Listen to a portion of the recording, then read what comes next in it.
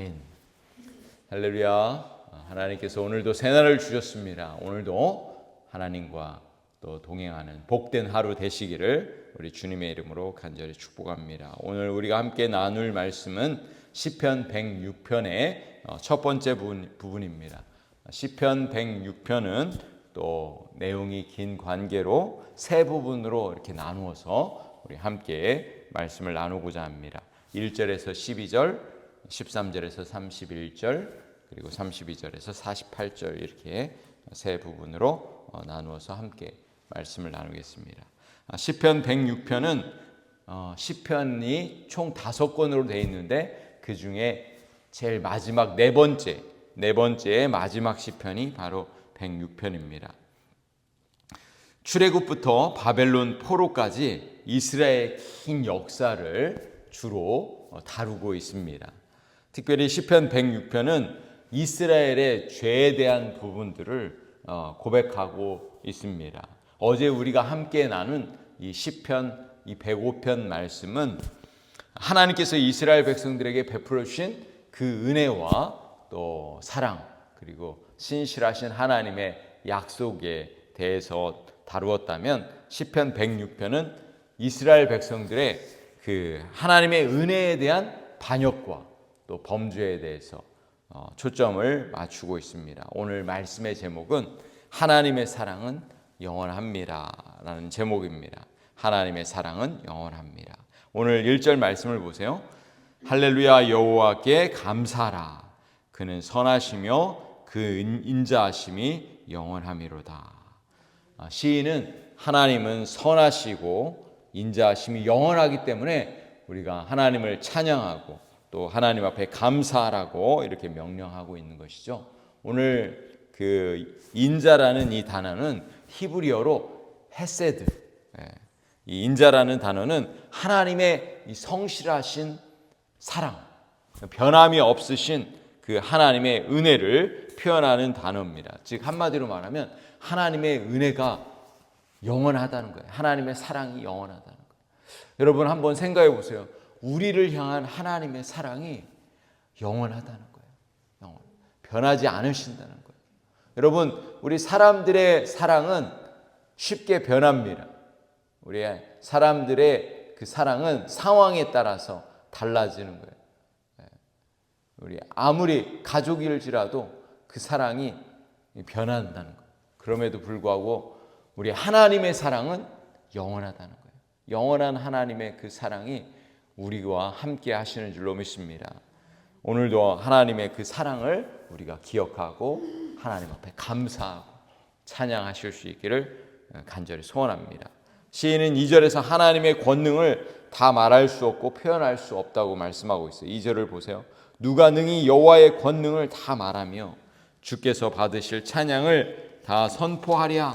우리는 하나님께서 우리에게 베풀어 주신 사랑을 우리는 일평생 다 갚을 수가 없어요. 여러분, 누가 복이 있는 사람입니까? 그 하나님의 사랑을 기억하는 사람, 그리고 하나님의 그 은혜를 우리가 또 감사하며 찬양하는 사람, 그런 사람들이 바로 복이 있는 사람인 거예요. 오늘 말씀에 보면은 3절에 보시면은 정의를 지키는 자들과 항상 공의를 행하는 자는 복이 있도다 이렇게 말씀하고 있어요. 또 4절에서 5절 말씀도 보세요. 여호와여, 주의 백성에게 베푸시는 은혜로 나를 기억하시며 주의 구원으로 나를 돌보사. 내가 주의 택하신 자가 형통함을 보고 주의 나라의 기쁨을 나누어 가지게 하사 주의 유산을 사랑하게 하소서. 여기서 정의는 율법과 법도를 말하는 거예요. 즉 하나님의 말씀에 순종하며 사는 자들이 복이 있다고 말씀하는 것입니다. 하나님의 구원의 은혜를 기억하며 그 하나님의 은혜를 누리는 자들이 복이 있다고 말씀하고 있는 것입니다. 할렐루야. 우리 성도들을 보면은 두 종류의 성도들이 있습니다.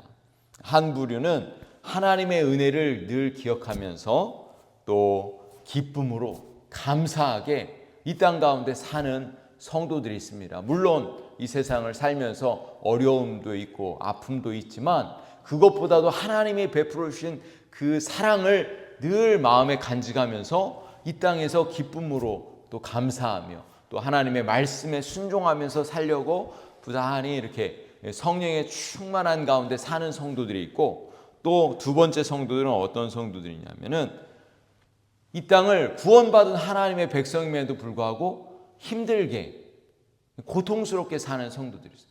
늘 불평과 원망과 또 시기와 질투 가운데 이 죄악의 그 유혹에 넘어갔다가 회개하고 이렇게 사는 성도들이 있다는 것입니다. 여러분, 이 두 번째 부류의 사람들이 어떤 사람들인지 아십니까? 이스라엘 백성들이라는 거예요. 이스라엘 백성들이 구원받은 백성임에도 불구하고 하나님 앞에 늘 불순종하고 불평과 원망으로 살았던 사람들이 바로 이스라엘 백성들이라는 것이죠. 오늘 6절에서 12절까지의 내용이 바로 그런 내용입니다. 홍해에서 거역한 이스라엘 백성들을 모습을 한번 보십시오. 6절 말씀. 우리가 우리의 조상들처럼 범죄하여 사악을 행하며 악을 지었나이다. 이스라엘 백성들의 역사를 보면은 하나님 앞에 수없이 많은 그 죄를 범했던 것을 성경은 낱낱이 기록해 놓고 있습니다. 7절에 보세요. 시인은 홍해 앞에서 하나님을 거역했던 조상들의 죄를 언급합니다. 우리의 조상들이 애굽에 있을 때 주의 기이한 일들을 깨닫지 못하며 주의 크신 인자를 기억하지 아니하고 바다 곧 홍해에서 거역하였나이다. 여러분, 이스라엘 백성들이 홍해 앞에서 어떻게 거역했습니까? 출애굽기 14장 11절에서 12절에 보면은 이스라엘의 그 죄에 대해서 이렇게 기록하고 있어요. 그들이 또 모세에게 이르되 애굽에 매장지가 없어서 당신이 우리를 이끌어내어 이 광야에서 죽게 하느냐? 어찌하여 당신은 우리를 애굽에서 이끌어내어 우리에게 이같이 하느냐? 우리가 애굽에서 당신에게 이른 말이 이것이 아니냐? 이르기를 우리를 내버려 두라. 우리가 애굽 사람을 섬길 것이라 하지 아니하더냐? 애굽 사람을 섬기는 것이 광야에서 죽는 것보다 낫겠노라.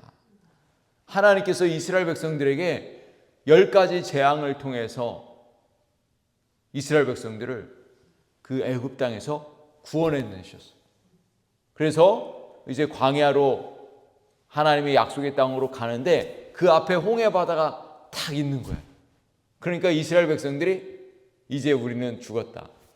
애굽 군대가 쳐들어오고 앞에는 홍해 바다가 있고 이제 우리는 죽었다 하면서 모세를 향해서, 하나님을 향해서 원망하고 불평하고, 왜 우리를 애굽 땅에서 끌어내서 이제 이 애굽 군대 때문에 이제 다 죽게 되었다. 이제 도망갈 곳이 없다 하고 하나님 앞에 원망하고, 구원받은 이 백성들이 눈으로 직접 다 보고 다 경험했음에도 불구하고 하나님 앞에 이렇게 거역하고 불순종하고 불평하고 원망했던 것입니다. 그럼에도 불구하고 하나님은 어떻게 행하셨느냐? 8절에서 12절 말씀입니다. 그러나 여호와께서는 자기의 이름을 위하여 그들을 구원하셨으니 그의 큰 권능은 만인이 알게 하려 하심이로다. 이에 홍해를 꾸짖으니 곧 마르니 그들을 인도하여 바다 건너가기를 마치 광야를 지나감 같게 하사 그들을 그 미워하는 자의 손에서 구원하시며 그 원수의 손에서 구원하셨고 그들의 대적들은 물로 덮이심에 그들 중에서 하나도 살아남지 못하였도다. 이에 그들이 그의 말씀을 믿고 그를 찬양하는 노래를 불렀도다. 여기서 우리는 두 가지를 발견할 수가 있어요. 하나님의 사랑, 변함없으신 하나님의 사랑을 이야기하고 있어요. 또 하나는 무엇입니까? 이스라엘 백성들의 그 불순종과 또 하나님을 향한 그 죄악. 그럼에도 불구하고 하나님은 그들에게, 이스라엘 백성들에게 구원의 은혜를 베푸신 그 하나님의 사랑을 여기에 기록해 놓고 있는 것입니다. 사랑하는 성도 여러분, 우리는 어떻게 이 땅을 살아가고 있습니까? 구원받은 하나님의 백성으로 우리가 어떻게 하면 늘 기쁨으로 감사함으로 하나님의 임재를 경험하며 우리가 살아갈 수 있을까요? 구원의 은혜를 기억하는 것입니다. 하나님의 영원한 사랑을 우리가 날마다 기억하고 찬양하는 거예요. 그럴 때 우리는 우리 안에 있는 그 죄를 이겨내고 늘 하나님 앞에 순종함으로, 감사함으로, 기쁨으로 살게 될 줄로 믿습니다. 오늘도 우리가 구원의 하나님, 또 구원의 역사를 또 이루시는 그 하나님을 기억하며 또 감사함으로 또 하나님을 찬양하며 살아가시는 우리 모든 성도들이 되시기를 우리 주님의 이름으로 간절히 축복합니다. 기도하시겠습니다.